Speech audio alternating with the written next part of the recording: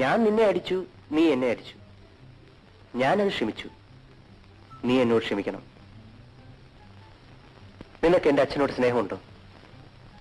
സത്യത്തിൽ അദ്ദേഹം എന്റെ മാത്രമല്ല, നിന്റെയും അച്ഛനാണ്.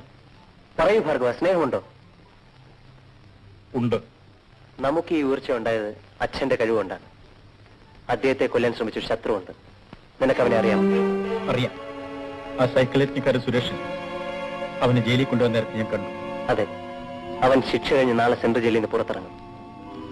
വരുന്ന വഴി അവൻ അവന്റെ വീട്ടിലെത്തരുത്. ആണത്തുള്ള മക്കൾ ജീവിച്ചിരിപ്പുണ്ടെന്ന് നമുക്ക് അവനെ അറിയിക്കണം. ഇല്ല, എന്റെ അച്ഛനൊരു കൊലയാളിയായത് കാരണം എനിക്ക് എന്റെ എല്ലാമായി സുഖം നഷ്ടപ്പെട്ടു. ഞാനൊരു കൊലയാളിയാവില്ല. ഭാർഗവൻ, നിനക്ക് നിന്റെ സുഖം നഷ്ടപ്പെട്ടിട്ടില്ല.